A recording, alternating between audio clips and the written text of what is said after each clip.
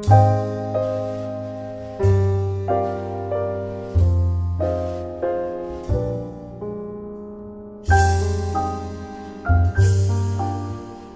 आज हम लोग बात करने वाले हैं लामीज थ्योरम के बारे में।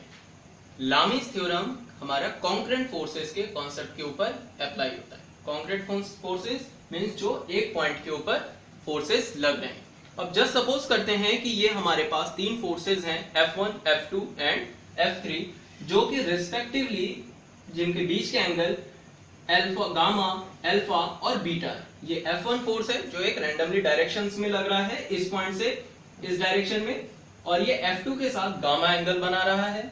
F2, F3 के बीच का एंगल अल्फा है, F3 और F1 के बीच का एंगल बीटा है।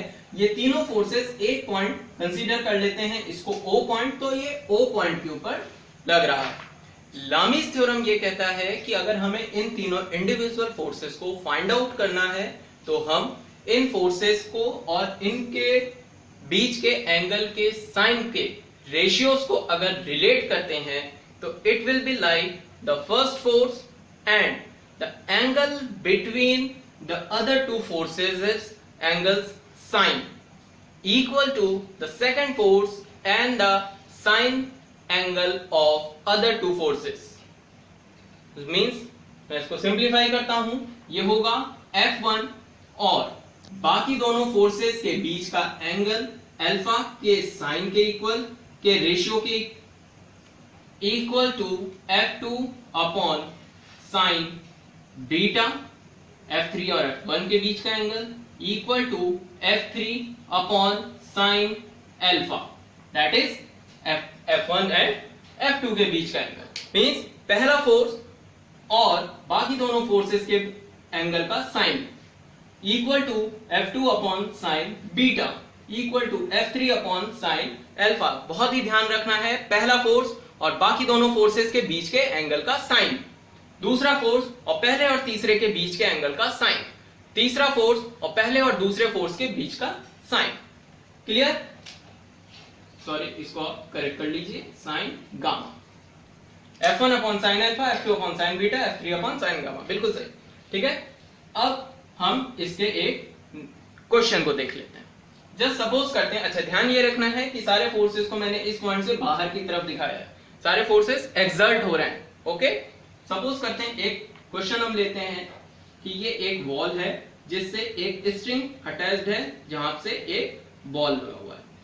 ओके, इस बॉल का समथिंग एक वेट है, ये स्ट्रिंग जो है ये इसके ऊपर एक टेंशन लगा रहा है और ये एक वॉल है जो इसके ऊपर एक रिएक्शन लगा रही है।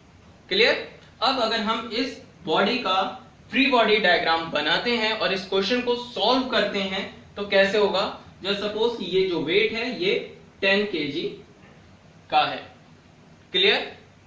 नाउ सबसे पहला काम कि हम इसका फ्री बॉडी डायग्राम बनाएंगे। तो फ्री बॉडी डायग्राम, ये बॉल का weight W, okay, that is equal to 10 into 9.8। Okay, this is tension T, this is reaction R। अब हम इनको अगर एक पॉइंट पे कंसीडर करते हैं then this will be R, this will be W and this will be T। Okay, जिसमें से ये हमारा 90 डिग्री है, दैट इज ओके। सपोज अगर मैं इस एंगल को क्वेश्चन के अकॉर्डिंगली 30 डिग्री ले लेता हूं देन इट मींस कि अगर मैं इस एंगल को फाइंड आउट करने की कोशिश करूं तो ये मेरा 30 है, ये 90, तो ये 60 होना चाहिए। होगा ही? क्लियर?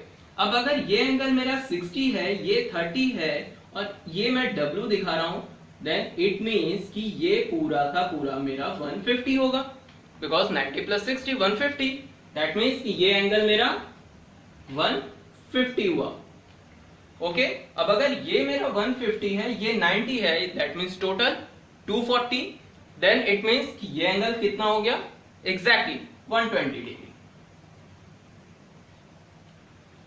ओके, अब हमारे पास it is like the same.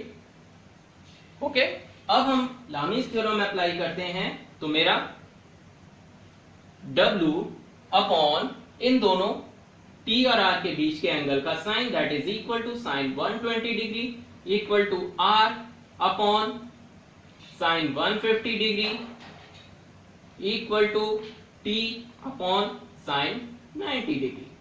अब आउट ऑफ देम हमें W पता है, साइन 120, साइन 150, साइन 90 हमें पता है, हम इंडिविजुअली R और T को कैलकुलेट कर सकते हैं।